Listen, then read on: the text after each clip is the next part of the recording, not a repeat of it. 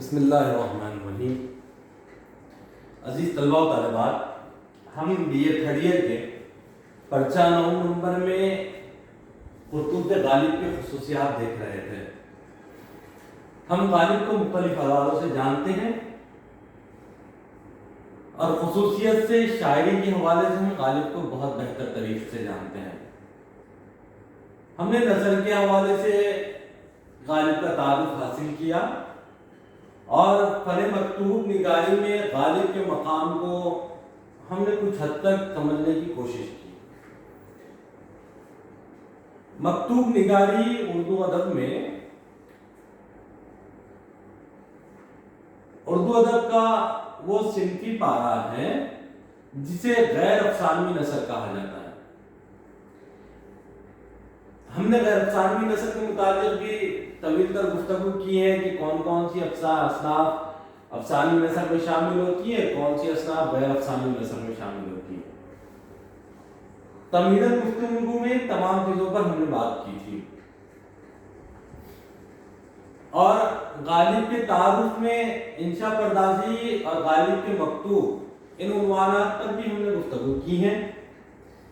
آئیے آج ہم غالب کے مکتوبات کی خصوصیات، تاکہ ہم اس وقت غالب کے خطوط کا مطالعہ کریں، ہمارے سامنے غالب کے مکتوبات کی خصوصیات ہو، مکتوبات غالب کا مطالعہ ہو اور مکتوبات غالب کا جس وقت ہم مطالعہ کریں تو وہ ساری خصوصیات ہماری نظروں کے سماعتوں کے سامنے ہو، جس پر ہم کو گفتگو کرنا ہے اور ان کے خطوط کو پڑھنے سمجھنے میں آسانی ہو۔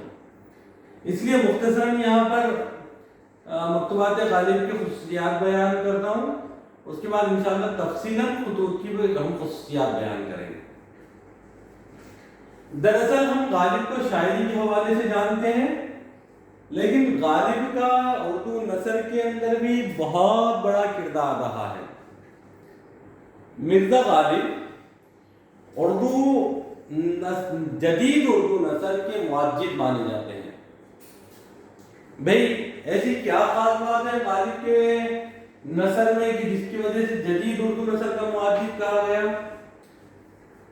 تو ہم یہ دیکھتے ہیں کہ نثر کے تحریری پیرایوں کو روایتی انداز سے آزاد کروا کر جدید ذہن و فکر کو بدلتے زمانے کے اہم کو سمجھتے ہوئے زبان کا، لفظ کا، محاوروں کا، تراکیب کا، اسلوب کا استعمال جو مکتوبات غالب میں غالب نے کیا ہے، دراصل یہی جدید لب و لہجہ، جدید انداز فکر، جدید اسلوب نگارش کی ابتدا تھی۔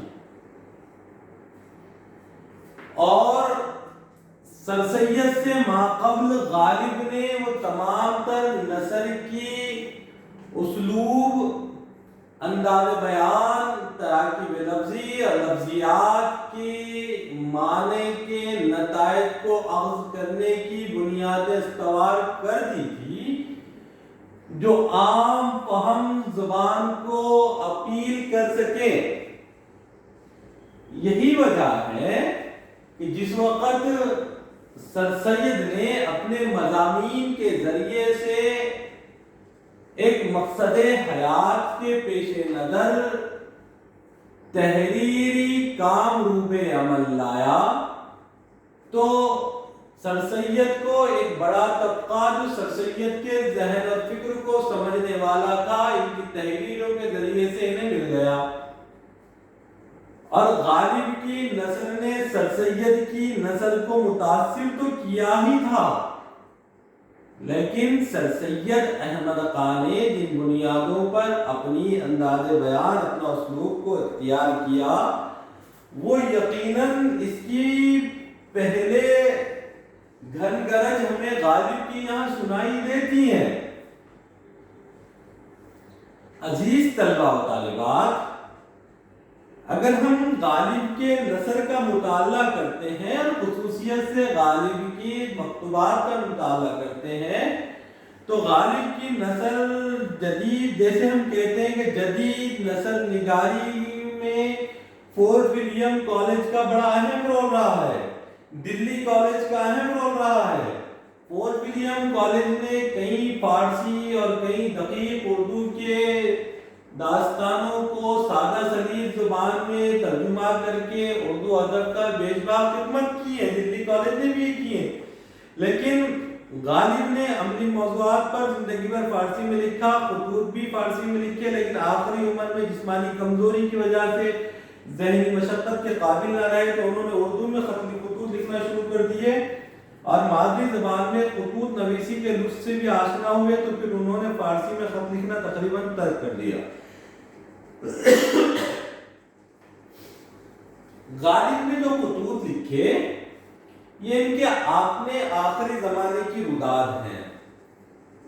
कहते हैं गालिब ने उर्दू में ऐसे खुतूत लिखे जो अपने बेमिसाल होने का सबूत खुद फराहम करते हैं। दरअसल गालिब एक हमगीर शख्सियत के मालिक थे। अपने जमाने में मुरवजा उलूम पर इन्हें मुकम्मल अबूर हासिल था। उन्होंने दो जुबानों फारसी और उर्दू को वसीला इजहार बनाया था। नज़म व नसर दोनों में अपने जौहर दिखाए हैं। यकीनन नज़म का मैदान हो या नसर का मैदान हो, गालिब ने जिस मैदान में कलम उठाया उस पर गालिब आ गए, क्योंकि मासरीन गालिब में और मुअक्किरीन गालिब में भी गालिब जैसा कोई नजर नहीं आता। ख्वाह नसर का मैदान हो या नज़म का मैदान हो। जहां तक गालिब की मकतूब निगारी का ताल्लुक है, इसकी अहमियत किसी भी शक व शुबे से बालातर है। वो और नसरी अदब का ज़िमनी सरमाया है जिस पर हम बजा तौर पर फख्र कर सकते हैं। इन मकातीब के बारे में बहुत कुछ लिखा गया है। वो अक्सर बेशतर हालतों में बंदी टकी बातें हैं जो इन मकातीब के फॉर्म में कही गई हैं। मसलन इन मकातीब में गालिब ने कदीम तरीक़े अलक़ाब आदाब इस्तेमाल नहीं किया। गालिब ने मुरासले को मुकालमा बना दिया और मुरवजा उसलूब के बजाय सादा आम फाम और सलीस उसलूब तहरीर इजाद किया। मकतूबात गालिब के ताल्लुक से एक जुमला जो कि ज़रबुल मिस्ल की तरह इख्तियार कर गया और जो गालिब के मकतूबात की खुसूसियात को वाज़ेह भी करता है, और ये जुमला काफ़ी है गालिब के मकतूबात को एक अदबी रंग देने के लिए कि गालिब ने मरासिले को मुकालमा बना दिया, तरसील को हम कलामी का जरिया बना दिया। मकतूब अलैह को जब लिखा जाता है तो मकतूब निगार मकतूब अलैह को गायब जानकर अपने ख्यालात का इजहार करता है, अपने मुरासले की तरसील को कागज और कलम के हवाले से अपने मकसूद तक पहुंचाता है, ना कि मकतूब निगार मकतूब अलैह आमने सामने होते हैं। मकतूब निगार तहरीरी तौर पर व जुबानी तौर पर कहता है, तहरीरी तौर पर लिख कर देता है, बल्कि मकतूब निगार ये जानता है कि मकतूब अलैह जिसके लिए मैं अपने कलम और सरताज का इस्तेमाल कर रहा हूँ मेरे सामने मौजूद नहीं है। यानी अपने इज़हार ख्याल गायब तक पहुंचाने का वसीला मकतूब था, अपने इज़हार ख्याल को गायब तक पहुंचाने का वसीला मकतूब है। तो जो गायब तक बात कही जाती है वो मुकालमा नहीं होता, वो मरासिला होता है। गालिब वो शख्स है जिसने मकतूब निगार है जिसने मकतूब अलैह को भी हाजिर और मौजूद मानकर अपने मुरासले को मुकालमे की शक्ल दे दी। और गालिब किस अंदाज में अपने मकतूबात तहरीर करते हैं, जो अलक़ाबात तहरीर करते हैं, जो मुकालमे तहरीर करते हैं, जो मरासिला तहरीर करते हैं, गालिब का वो तहरीरी अंदाज ही कुछ इस अंदाज में, वो उसलूब ही कुछ इस अंदाज में होता है कि मानो मकतूब अलैह सामने बैठा हो और गालिब उससे हम कलाम हो। इसलिए कहा गया कि गालिब ने मरासिले को मुकालमा बना दिया। आज तो जदीद दौर के अंदर हम मोबाइल के जरिए से, व्हाट्सएप के जरिए से बिल्कुल मुकालमा करते हैं।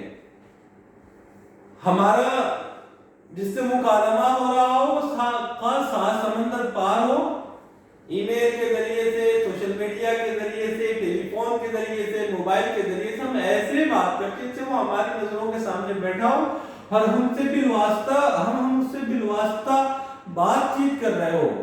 اور غالب نے اس انداز کو اپنے تحریری پیرائے کے اندر، اسی اسلوب کو اپنے تحریری پیرائے کے اندر بہت پہلے، آج سے 200 سال پہلے غالب نے اس انداز بیان کو اختیار کیا اور اپنے مکالمے کو، اپنے مراسلے کو مکالمہ بنایا۔ اور جو زبان غالب کے مکتوبات میں غالب نے اختیار کی، وہ رائد الوقت گنجلک زبان سے یکسر آزاد تھی۔ وہ روایتی القابات، وہ روایتی آداب و القاب غالب کے خطوط سے ندارت ہے، بلکہ غالب نے جس انداز میں اپنے مکتوب علیہ کو القابات سے مخاطب کیا ہے، وہ مانو مکتوب علیہ، مکتوب نگار کے سامنے بیٹھا ہو اور اس سے اپنی دل کی بات کہہ رہے ہو۔ یہ انداز غالب کا رہا۔ اور جو زبان غالب نے اختیار کی، وہ رائد الوقت زبان سے یکسر پرے، سادہ، سلیس اور بہت ہی عام فہم زبان رہی ہے۔ خطوط کی خصوصیات پر زور دیا جن کا تعلق خطوط کے موضوعات سے ہے۔ مثلا ان کے خطوط سے مرزا کے حالات زندگی کے متعلق بہت سے دلائل معلوم ہوتے ہیں۔